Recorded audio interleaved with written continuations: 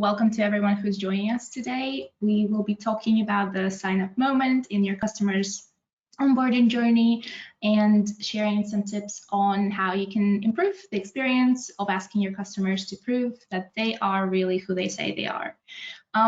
But before we start, some brief introductions. So my name is Sofia. I am a user researcher at Onfido, where I specialize in end user experience. In other words, our clients' customers' experience. And today I'm also joined by Charlotte, who as a product design lead has been absolutely instrumental in designing our current identity verification flow.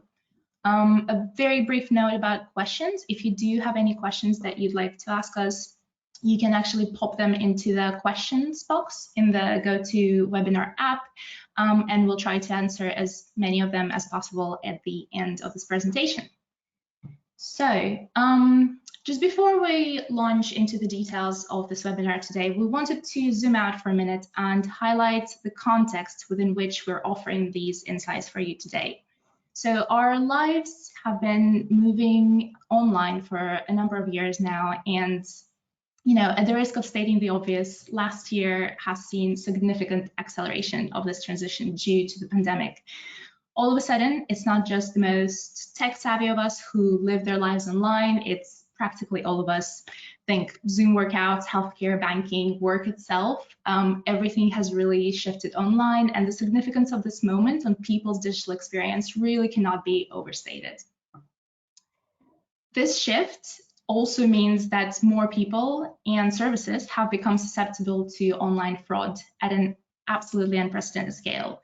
The threat of fraud has driven up the need among a growing number of businesses to be able to verify the identity of the people who sign up for their services and to introduce more security features into their digital products as a result. Unfortunately, more security often results in a worse user experience because it adds more and more hoops for people to jump through to access services they need. The environment that I'm just describing now, it really helps to explain this really interesting data points that we saw in a recent survey on customer attitudes and digital identity that Onfido published last December.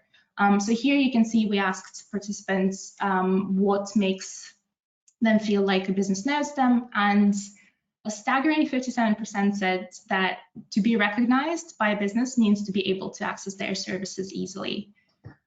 Basically, bottom line, if you want your customers to feel like you know them, give them easier access to their accounts. The context that I just described, it also highlights why it's really important to focus on the identity verification moment as you're crafting your customer's journey through your product. And that's what we'll be talking about today. So there might be some of you here who don't quite know what Onfido does, so just a quick recap of how we do identity verification at Onfido. So first of all, we check that your customer has a genuine identity document. We make sure that that identity document is really theirs, and then lastly, we confirm that they are a real human. Onfido customers use our identity verification solution for a number of different purposes. It could be because they're required by law, it could be to prevent fraud, to create trust among their customers, or to generally craft a better digital experience. These different use cases have different implications on your customer's user experience, but really the 7 principles that we'll be sharing today are relevant across all of them. It's quite important to note that we recognize that Onfido identity verification is just one part of your flow. People are trying to get access to your services to fulfill important goals and aspirations. It could be sending money to a struggling friend, it could be renting a car to go see their family after months apart. And identity verification is just a step in that journey that they have to complete to get on with achieving their goals. But that being said, we also believe that identity verification, when done right and when integrated right into your flow, can really add value to people's digital experiences. For example, by minimizing friction of some of the more traditional ways of proving people's identity, or by helping people to feel safer, more secure, and more confident when performing sensitive transactions online. We know this because our team invests a great deal of time and effort into understanding people's attitudes and behaviors when it comes to digital identity and accessing services online. Here on the slide, you can see just a snapshot of the work that we've been doing on this topic. So last year, as I mentioned, we did a huge survey with 4,000 respondents across geographies of United States, United Kingdom, France, and Germany. We'll be sending a copy of the survey on customer attitudes to digital identity to everyone following this webinar. So no need to go off and Google it just yet.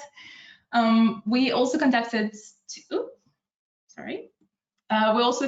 two qualitative studies with dozens of in-depth interviews and a diary study, which I'll talk about in a bit.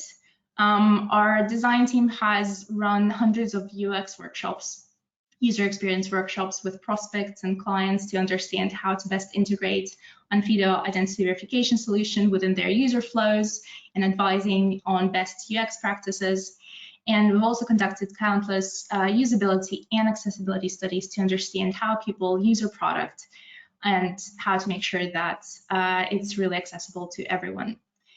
It is from this knowledge and experience that we've pulled together the 7 tips that, for improving your customer's identity experience at sign up. So without further ado, let me hand over to Charlotte, who will share with you the first few of these recommendations. Thank you. Yeah. Let's start with this first point. So it is the number of clicks as a measure of UX. So we know that onboarding your customers is a critical part of their user experience. It's important to do it right, to make sure that conversion is great, to avoid drop-off, to keep people engaged. And there are good ways of measuring the quality of this experience, but we don't believe measuring the number of clicks is necessarily a good way to measure UX. So when adding, so if you go on the next slide, we'll have, when adding verification to your onboarding flow, you're adding this extra step on top of a flow that probably has a lot of steps already. And because you're trying to minimize friction, it's tempting to try to shorten that part of the flow, try to reduce the number of screens, the number of clicks, and even having this as part of success metrics. So for example, our users need to access the app in less than 5 clicks. But yeah, we don't necessarily think that fewer clicks means better UX. So one of the reasons for that is that IDV can be a stressful process. We're asking users to submit an identity document, a picture of their face. These 2 things are quite sensitive and private information. So people want to make sure what they're doing is right, so they don't have to redo the verification many times as well. So it's important to make sure that your users understand really what's going on before they even start. So what do they have to verify their identity? What do they actually have to do? How long is it going to take? What they can do to prepare? And there are different ways to prepare users for this identity verification step. So this is what one of our customers, it's an online bank, so we had to anonymize the screen, but it's an online bank. They designed this introduction screens to guide their users before IDV, so trying to answer all these questions users might have. And because they were trying to reduce the number of clicks, they put everything into this one screen. And they launched sort of test pilot version of their app and noticed that a lot of users would not complete the flow. In fact, they would drop off right after this flow screen. So there are a few things that are wrong with this screen. We can put aside the sort of bland design due to anonymization. But first, there's a lot of text, a lot of information in there. So it feels very overwhelming and it looks like a big ask. And some users started worrying that they will have to remember all of these informations. And yeah, they just decided like, it's not for me to do it now, I'll just do it later, and then we just never come back.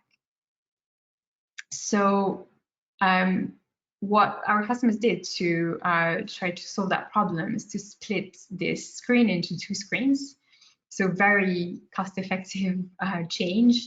And they try to explain the process step by step. So first explain what the users will have to do, and then in a second screen, how to do it. So people could start getting familiar with the fact that, oh, they will have to share this type of data about themselves. And then on the second step, they can start gathering what they need to prove their identity. And it worked quite well. So we saw the number of people who completed the flow went up 10 percentage points. And even better, we saw the number of people who completed the flow and submitted a good image, and that's the clear rate, went up 10 percentage points. So it means that people understood what they had to do and they did it well. So trying to reduce the number of clicks at all costs isn't really the right thing to do to ensure smooth onboarding. What's important is really to find the right balance between providing users with short instructions that are easy to read, easy to digest, and also guidance that is transparent and explains clearly each step of the process and what's going to happen. So users shouldn't be surprised by any part of the onboarding. You need to tell them what they need to do, when they need to do it, and really try to take the burden off them and do the work for them. So all of this will really help creating a trustworthy flow that feels secure for users. So yeah, here we have 2 examples from 2 online banks, N26 and Monzo, and they show clearly to users what to expect before they start verifying their identity. So another point of friction that businesses are usually concerned about is turnaround time, how fast the user can get their identity verified. Verifying someone's identity can take a few seconds, but even if it's only 5 seconds, it can feel like a really long time when they're just looking at the screen, looking at a spinner. So it's important to get smart about this waiting time. People hate waiting. People hate being stuck. What they need is a sense of progress and control. It's this interesting idea that passive waiting time, so waiting in front of a static screen, for example, feels so much longer than active waiting time, where you focus on something else or you actually do something else. This is why on some elevators, the closed door button doesn't actually work. It's a placebo. But some people would still press on it. It gives a sense of control and it just increases tolerance towards this waiting time before the doors close. We have this similar, interesting example from Houston Airport. So passengers were complaining about the long waits at baggage claim. And so the airport team did a bit of digging and they realized that it took 1 minute for passengers to go from the arrival gate to the baggage claim area. And then they had to wait 7 minutes there for their bags to arrive. So to make it better, they couldn't change the time that bags take to arrive to the terminal. So they just rearranged the area so that passengers had to walk much more before they get to baggage claim. And this way, passengers had to feel like they had to less wait and to wait less, and their complaints started to end completely just because that perception of time changed. So yeah, if you keep your users busy, they won't notice that a process takes longer than what they would expect. To come back to a more online example, you can allow people to start exploring your app, your service, and progress with any non-risky activity while their identity is being verified. So we have this example of Wish, the online marketplace. So they allow people to still continue browsing and adding items to their basket while they're waiting for their verification results, if they needed one. Browsing through items and adding them to their cart is kind of what users came here to do in the first place, so they don't mind this wait. And it's something that we've confirmed with internal research as well. As long as people can do something while waiting, they don't mind it. However, it's not always possible to let people use your app for reasons of regulations, compliance, anything. So what you can do in this case is use notifications rather than just making them sit in a queue or sit in front of a screen. So let users go and do something else. And our research shows as well that as long as people know how long it will take, they have their expectations set, they are happy to come back later. So now that we have customers that understand what they are being asked to do and why, we want to make sure that they are engaged in the process. And a good way to do this is to get them engaged at the right time. We want to allow users to get verified in their own time if possible. This would give them a sense of control and a more positive experience. So asking users to verify their identity at a time that doesn't work for them can create drop-off. And before we dive into this point, I would like to know more about how much you know about drop-off. So we're going to start a poll where you can rank 1, you have no idea why users drop off, and 5, you know exactly why users drop off. It's something we're quite interested in because it's we do measure drop-off rates, but it is more challenging to know exactly why people drop off, the reasons behind it. I'm gonna allow a bit of time for you to vote.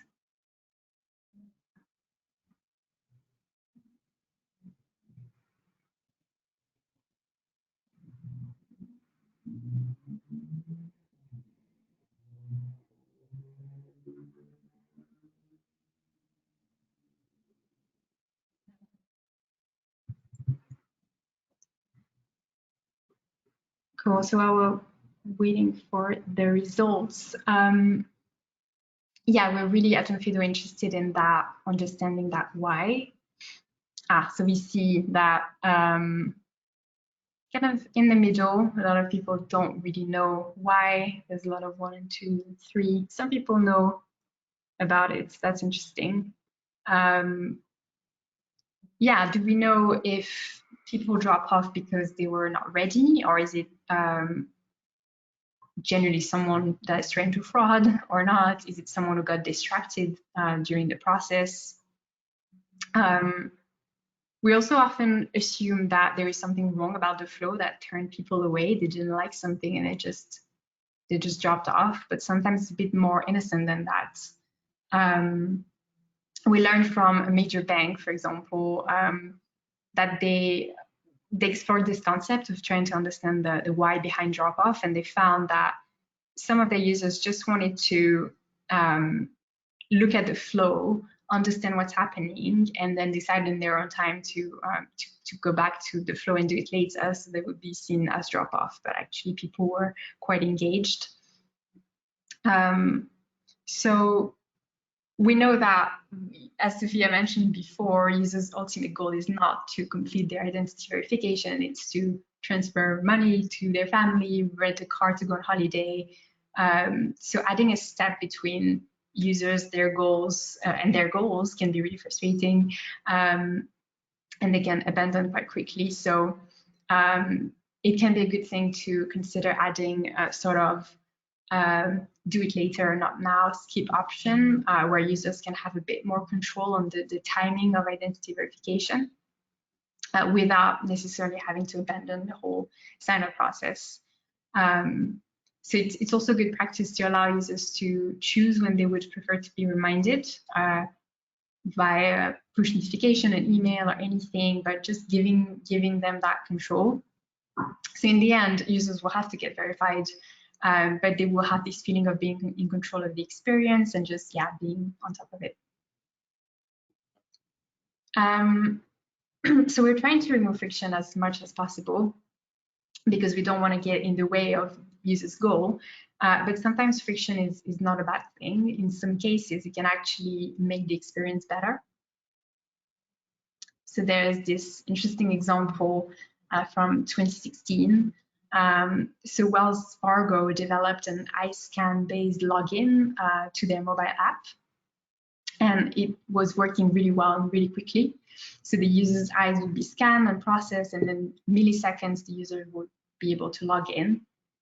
The thing is, it was almost too fast, and when they tested it, people just didn't trust the process. They could not believe that their eyes could be scanned so quickly and that it will be secure. So they iterated on the app and added a few seconds of delay, so sort of artificial waiting time.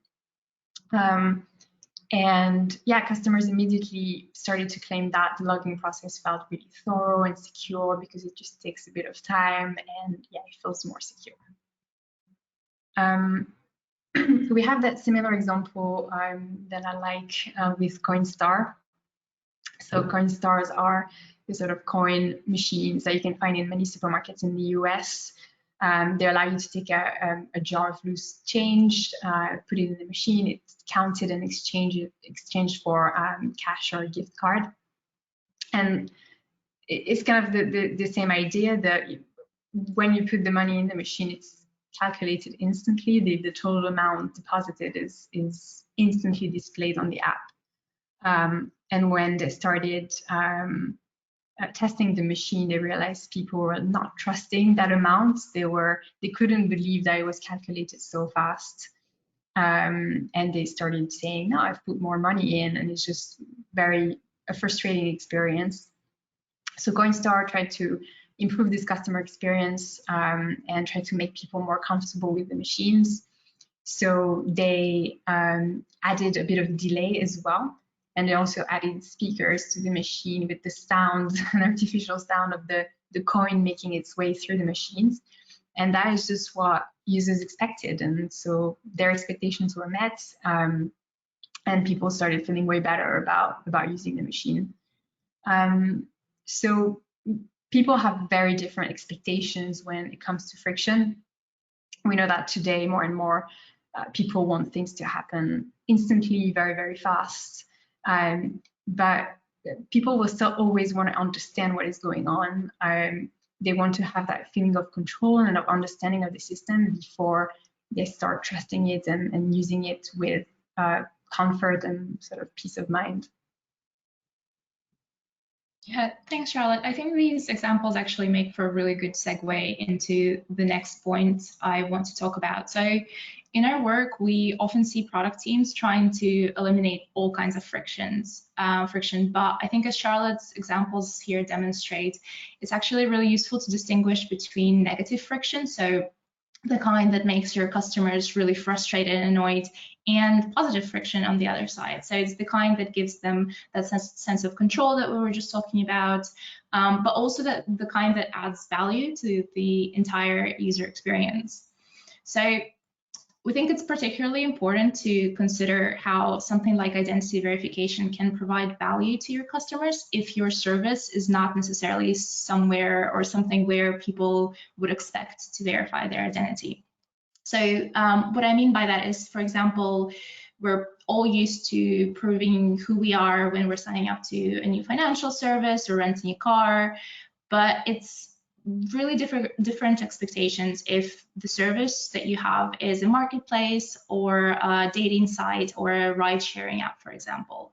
And so to make identity verification work for your customers in these scenarios, it has to be very easy to do, yes, obviously, but it also has to have like a really clear value exchange and communicate that really clear value exchange for your customers from their point of view. And so here we've got a couple of examples of services who've done a really great job of using identity verification to add value to their customers. So here we've got examples of BlaBlaCar and OfferUp. Both are peer-to-peer networks. BlaBlaCar is a ride-sharing service. OfferUp is a service that connects local buyers and sellers. And so in both cases, identity verification is optional. It's offered on an opt-in basis, but what both of these services have done really well is clearly communicate value of doing that extra step to their customers. So, for example, in BlaBlaCar case, they offered drivers priority to riders when they have verified their identity, and for OfferUp, that service explains that if you do verify yourself, you will be more trusted by others on the platform. Another really interesting example is actually quite unusual. So Curology is a subscription-based service that creates the perfect custom skincare mixture for each customer's unique skin needs. And we actually came across this service when a research participant talked about verifying their identity with the service during a recent interview. And so the participant described a sign-up process where she was first asked to take a selfie, which to her made total sense because she expected for the product to be tailored specifically to her skin condition. And then a bit later down the line in the process, she was also asked to submit a photo of her ID to verify her identity before completing the purchase. But again, to our team's surprise, this when the participant was talking about it, she was saying how, yeah, that felt completely normal. It was exactly what she expected, and that was because she saw Curology not just as a skincare brand, but also as a kind of dermatology service, so a medical service, in which kind of shifted her perception of the experience she was going through, and she saw it as proving who she is in a medical setting as she would with any kind of other medical or clinical service. And this Curology example is also actually quite an interesting demonstration of another way the companies can use to alleviate negative friction for customers, while also asking them to prove who they are.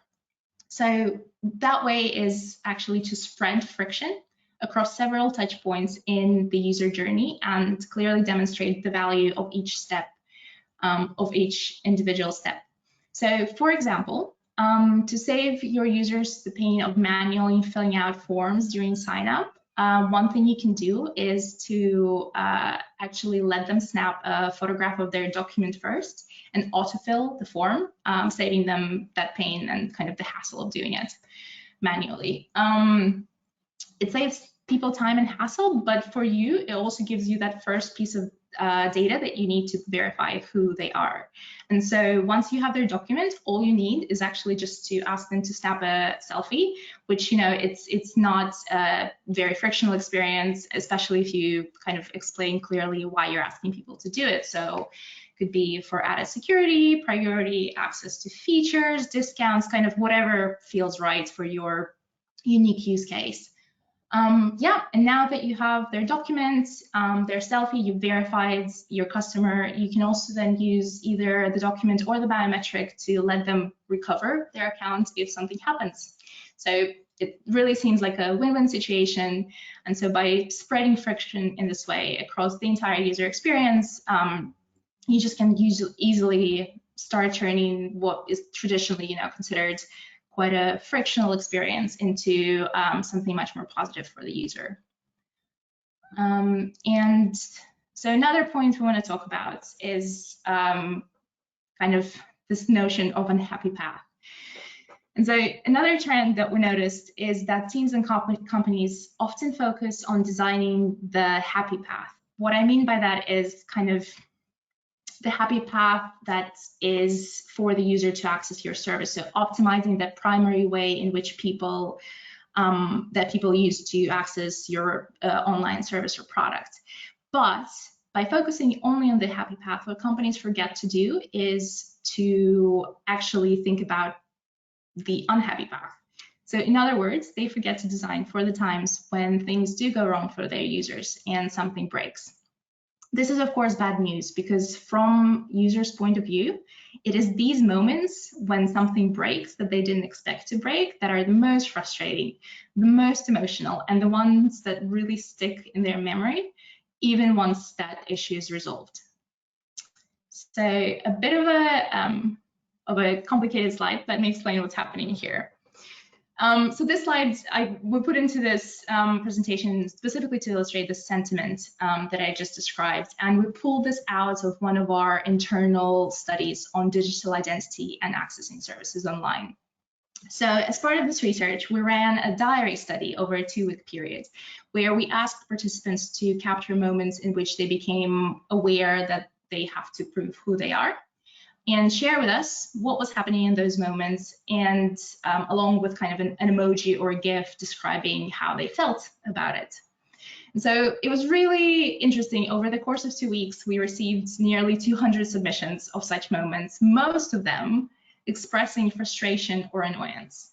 So everything you see on the slide came directly from study participants in the moments when they became stuck trying to access a digital service because something went wrong.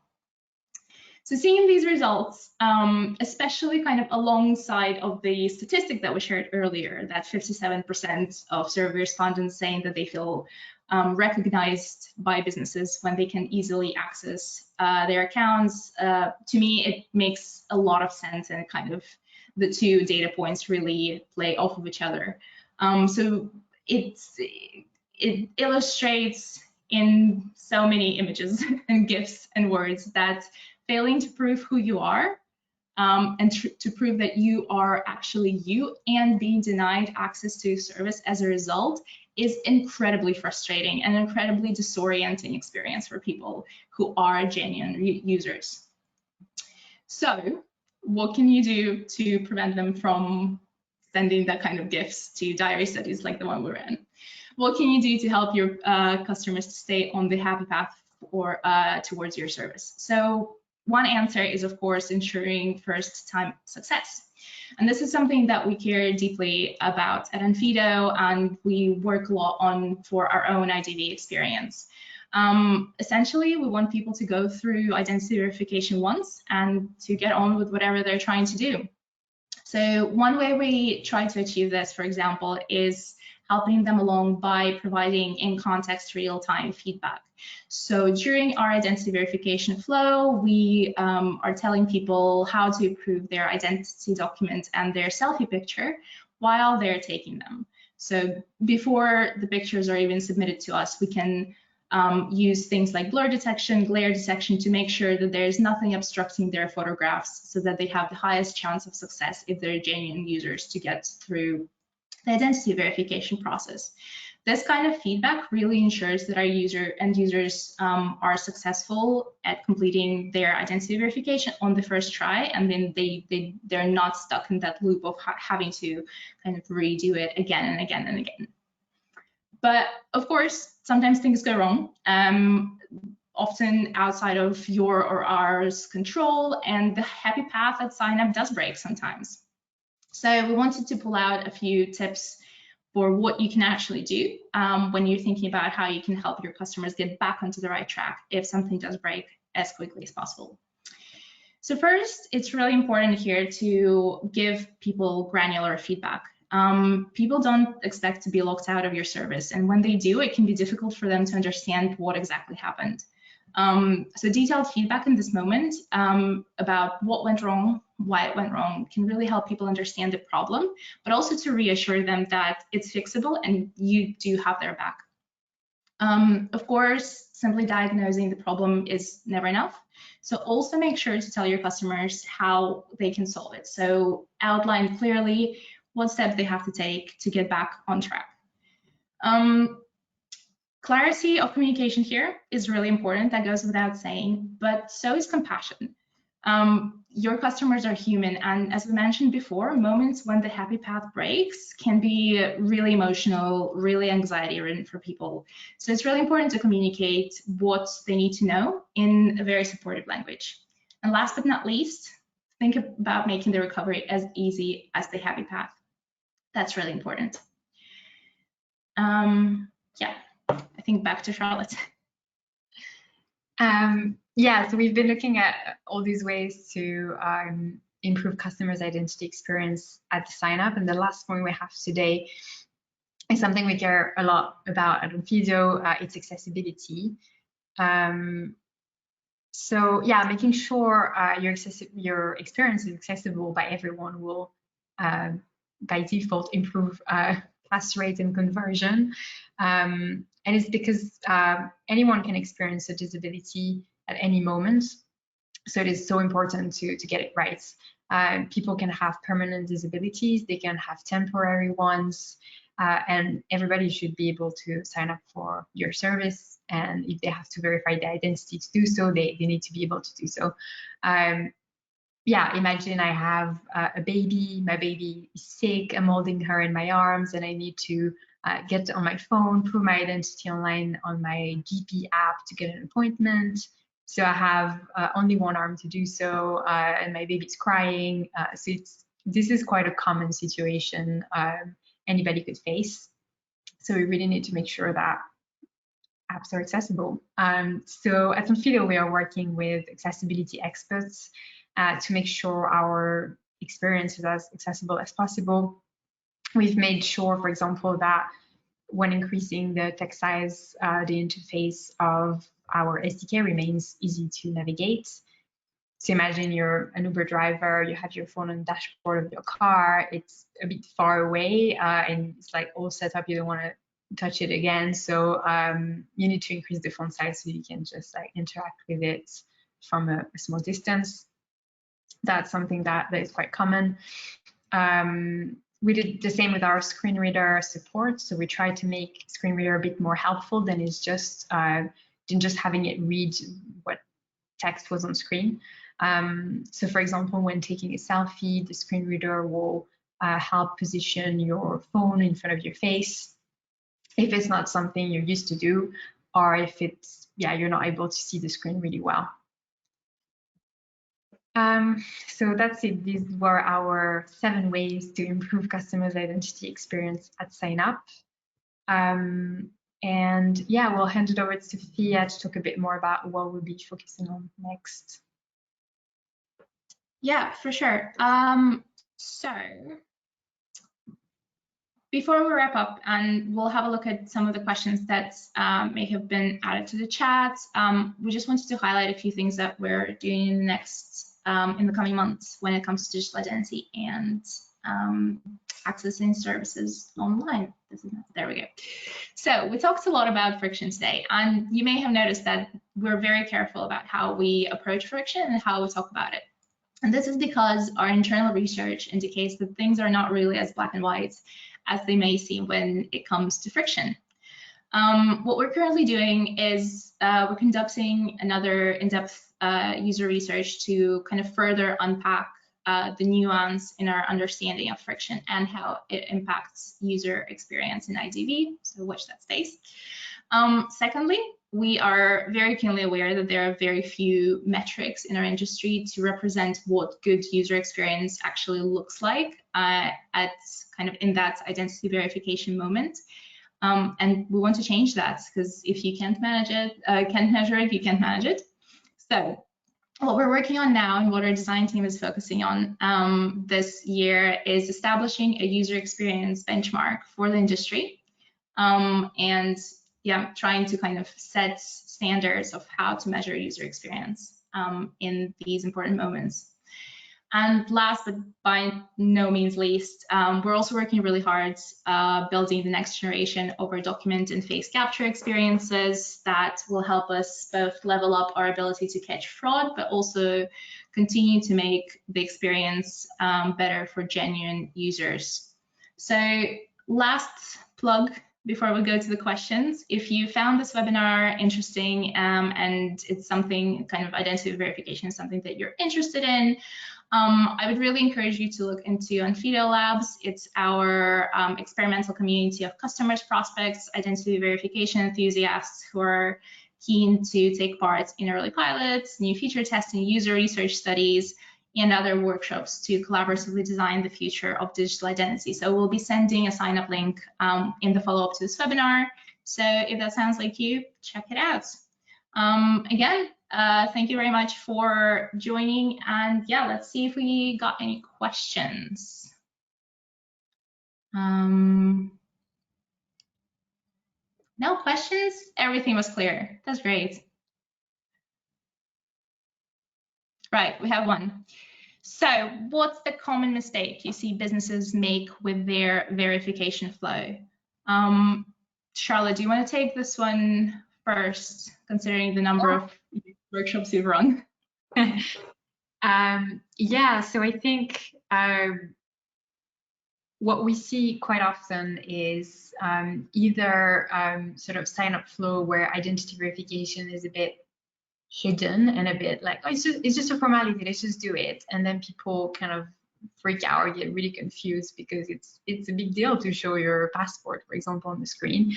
So it's either like this, so like trying to make it even like too smooth, and it is important for people, so like don't hide it too much. And there's the other way of the spectrum, is scaring users with a lot of like too much information and details about their data and everything. So it's good, I think, to find this balance and have information clearly accessible for everyone who needs it. Some people will be really interested about knowing more about where their data is going or things like that. So it should be easy for them to find this information, but maybe not in their face. So yeah, my answer to that, the most common mistake will be either going like too transparent or just trying to like not embracing identity verification at all. Yeah, it's such a delicate balance to strike, isn't it? So we've got one more. This one is, so most of our customers come through on desktop due to the nature of our business. What tools or advice do you have for this onboarding journey? Maybe, Charlotte again. Yeah, I can take that one too. So we have, at Onfido, we have a solution for desktop that allows people to submit documents through their desktop, but we also encourage them to go through what we call a sort of cross-device experience, where you start on your desktop, you take your mobile phone and you just have to scan a QR code really quickly, and the experience will appear on your mobile. And the reason why it's good is because mobile phones have really good cameras, so people will be able to snap a picture of their document on their face and then go back to desktop. So we are trying to find like a good solution for like letting users use basically the best device they can to submit the best document and selfie. So we have this product that plugs the phone to the desktop, and it doesn't require any download or anything too complicated from users. Cool. So we've got one more, but before we go to that one, I do want to flag, if anyone has questions, the questions box is kind of in your GoToWebinar panel below. I'm not sure what users have there, but it's in the bottom. So if you pop a question there, we'll be able to answer it. But we do have one more here. So this one is, do you provide as default the best practice process in your solution? I mean, I can start answering that one, and then maybe Charlotte can add. So we do have a collection of best practices that we can share with our clients. But that being said, we do see a lot of flows being quite unique. So where there are kind of things around customization or things about integrating into quite a different flow, we can also provide UX support workshops, so user experience support workshops, which Charlotte and her team run quite a lot. I don't know if you want to answer or add anything to that. Yeah, I think this idea that users have very different goals depending on what they're trying to do or which services they're using makes it quite hard to create a flow that just works for everyone. So these best practices like really depend on the type of audience you have, the goal that they have, the rest of the experience, technical constraints, compliant constraints as well. So I think it's good to think about these best practices as a sort of what we're trying to achieve with the users, how we're trying to make them feel. And then in our solutions, we have things like instant feedback, error recovery, like all these things that we can have control over. but yeah, there is a sort of case by case thing to look at. Yeah, for sure. So let's see, we've got a few more coming.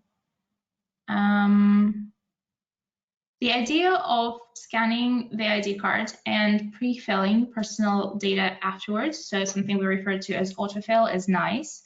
Do you have customers using this approach, and are there issues with data extraction quality? So maybe Charlotte, if you want to answer on the product side, and then I can plug a couple of things that I've heard in user research sessions. Yeah, so we do have a sort of autofill product, which I believe is still in beta. So we have a few customers using it. I can't really answer on top of my head the sort of accuracy or the data extraction quality. Yeah, so we're still, this is something we can probably share. Yeah, with some of you specifically. But yeah, it is a solution that some of our customers are using. Yeah, and it's something that we started looking at with some of our user research, and I mean, yeah, we've had only positive feedback. Kind of people really like the time saving of it. It seems really cool. It's like, oh, well, now I just need to confirm that it's correct, and I don't have to like think about how do I like type out my address, you know. So it does seem like from end user point of view, there's a lot of value that people see in having that feature. Let's see. Biometric verification can be sometimes controversial. What has your research shown? So controversial, in what sense, I guess? I can kind of interpret it as in like biometric verification, as in like bias or like all these issues that can come with facial recognition. So on the bias, there's a lot of work that our team has been doing from a technology point of view to limit bias in our algorithm. I don't know if we can share the paper that came out on this, but there's quite a lot out there on how we've been doing this on the tech side. In terms of research, I can't say we've heard a lot from user research sessions on like people being like freaked out by us asking to like take a selfie or take a video selfie. We find that as long as it's not thrown at them all of a sudden, and if people are prepared, then they feel like they know what's happening. And if they understand like what's happening with their data and why we're asking them to do it, then they see this kind of two parts identity verification. So with the ID and a selfie as a more secure way of also protecting them and not just protecting the business or like aligning the business with the regulations. So that's kind of the main theme that I've heard on that. I don't know if Charlotte has anything to add. I think you said it all. Yeah. How can we? So actually, one thing maybe on the biometric verification that I want to add. We have seen, it's really interesting. We've been kind of trying to understand how people perceive identity verification, kind of what they think happens if, for example, IDV fails. And what we've seen is that there's actually a lot of like self-blame that's associated sometimes with failed IDV. And that's something that we've been really working hard to first understand, like where it's coming from. And also how we can prevent from that happening in our product. So people often associate like their selfie failing with their IDV failing. So like maybe their appearance changed a lot from the photograph in their document and things like that. And I think that was a really eye-opening finding from our recent research. And it's really kind of pushed our design team to think, how can we make that experience much more comfortable and not kind of unintentionally leads to people feeling like they don't look good enough on camera for an IDV, which is, you know, you don't need to look good on camera for that. Yeah. Let's see. Did you consider giving possibility to customize the UI in higher details to your users? There's one variable for primary color which affects all icons, buttons, fills, and text. It would be interesting to have a separate variable, for example, for secondary button text. It's a very detailed, specific design question. I can take this on. Yes, and we know it's something that's missing. We want to allow you to customize the UI, especially on mobile, a little bit more. We have all these accessibility issues and not issues, but like considerations to take into account as well. So yeah, we are working on it at the moment, trying to find a good balance and better customization. So yeah, that's something we're working on. Yeah. The next one is really good as well. How can we convince customers who are concerned about their data and privacy in terms of better user experience? Do you want to start on the design side? And yeah, I can plug what we're hearing in user research. Yeah, I think it's again, like trying to like share the right amount of information, but some people would be very picky and have very like strong opinions about it. So I think it's there's really no need to try to hide things and really try to be as transparent as possible.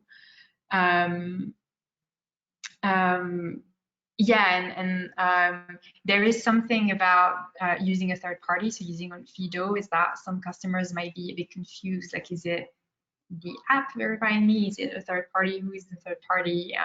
So yeah, it's good to kind of be clear about that and allow users to find out more before they've done the verification itself.